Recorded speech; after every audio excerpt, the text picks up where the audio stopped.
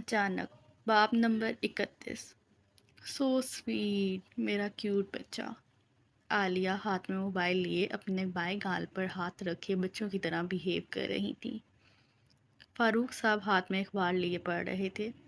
عالیہ بیگم کو اوٹ پٹانگ حرکتیں کرتا دیکھ کر وہ تو مسکرانہ انداز میں ہنسے۔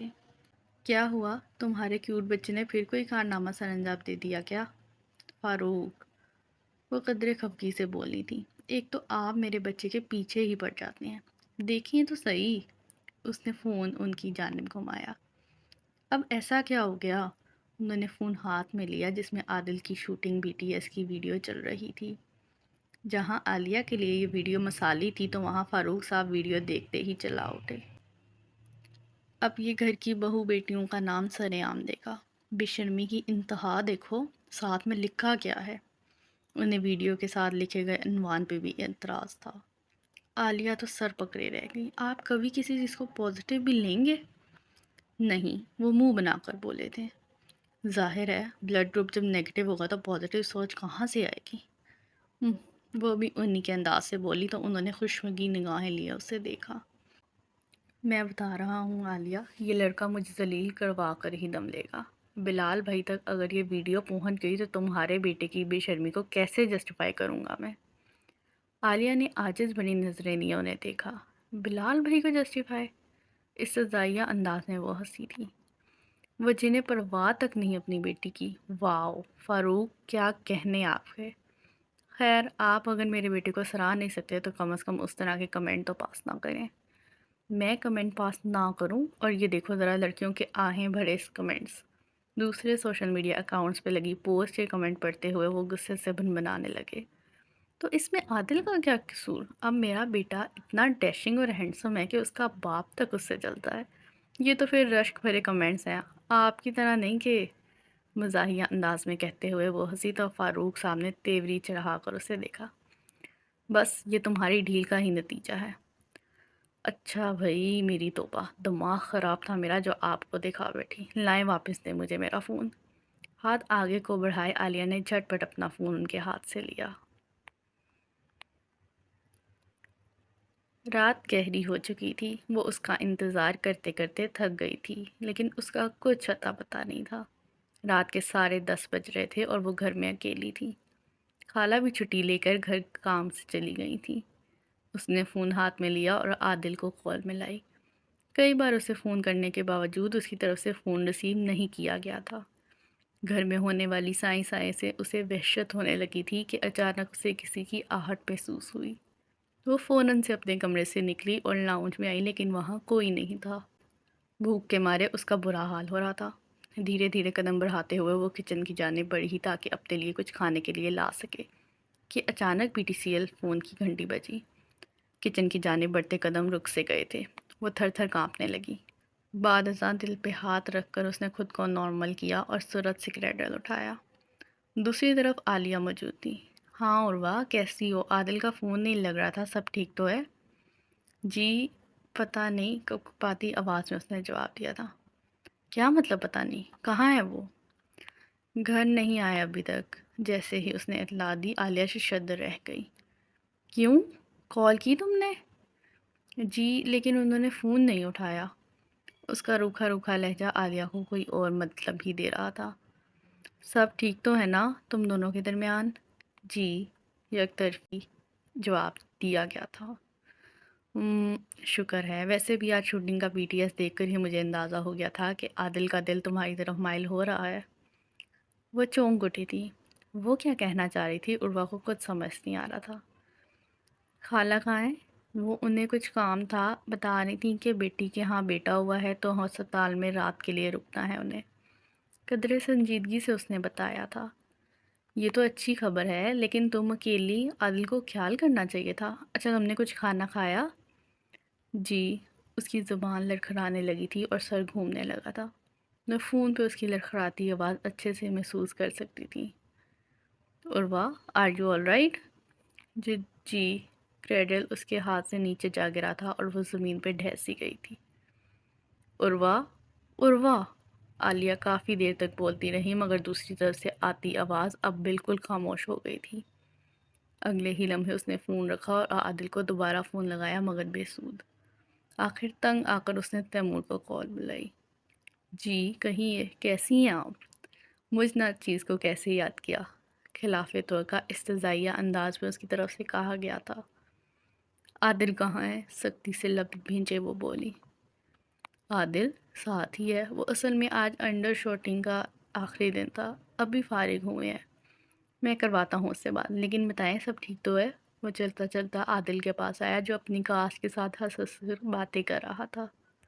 اوہ پلیز تیمور، عادل سے بات کرواؤ میری، وہ غصے سے بولی تو اس نے عادل کو فون دینے میں ذرا تاخیر نہ کی۔ بعد میں بات کرتا ہوں، اس نے جیسے ہی فون اس کے سامنے کیا تو اس نے ہاتھ کے اشارے سے کہا۔ عالیہ کو اس کی بات فون پہ سنائی دے چکی تھی۔ اس کے غصے کی لہر میں اضافہ ہونے لگا۔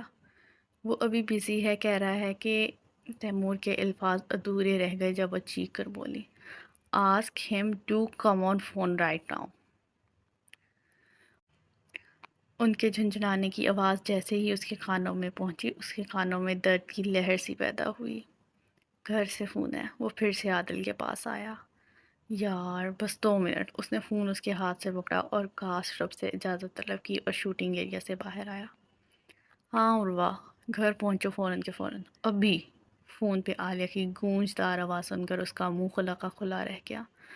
ممی آپ؟ ہاں میں، گھر پہنچو، وہ پھر سے جھنجھلائی۔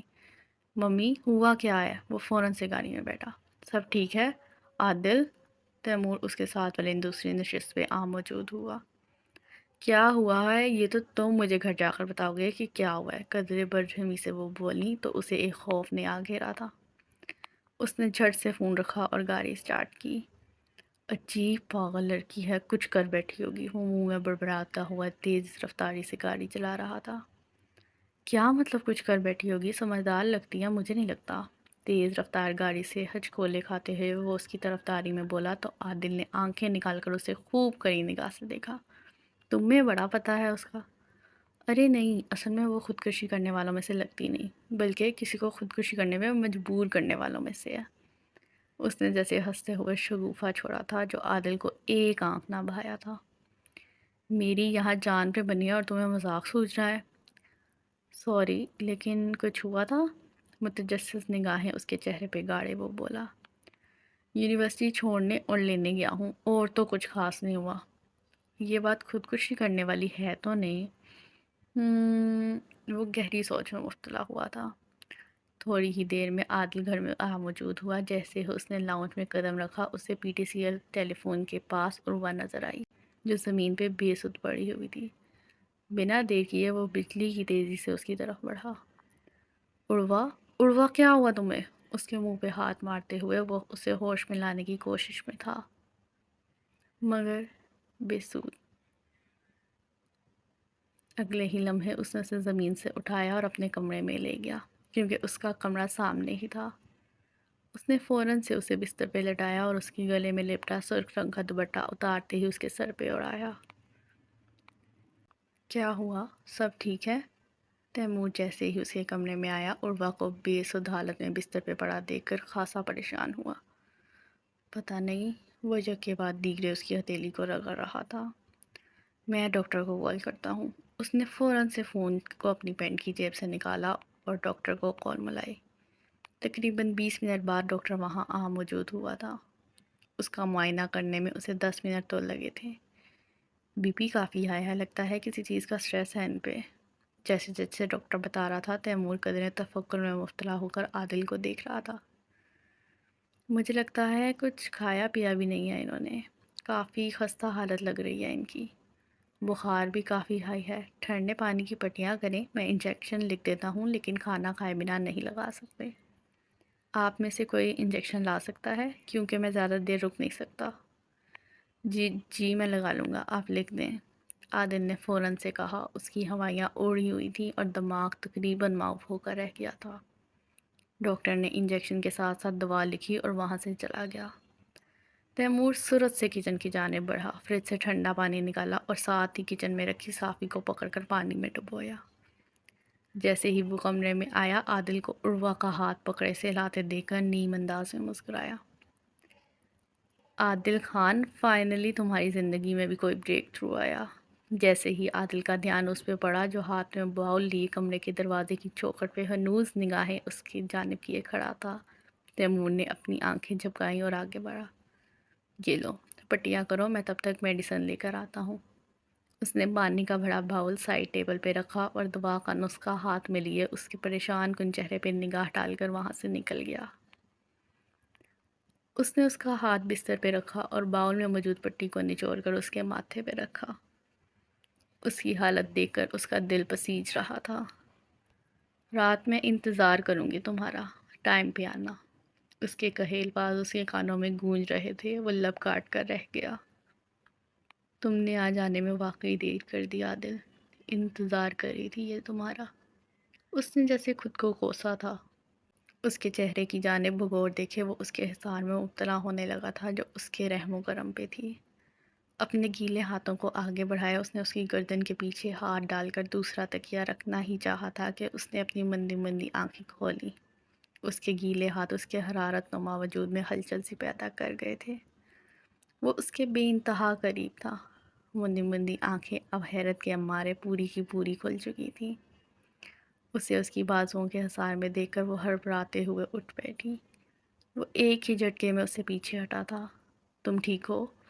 قدرے نرم لہجے میں اس نے استفسار کیا۔ جواب ندار تھا۔ وہ قدرے گہرے تاثر سے اسے بغور دیکھنے لگی تھی۔ کیا کھاؤ گی بتاؤ؟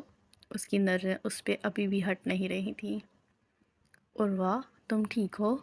وہ بیڈ سے اتری اور وہاں سے جانے کے لیے آگے بڑھی تھی کہ اس کا سر پھر سے چکرانے لگا۔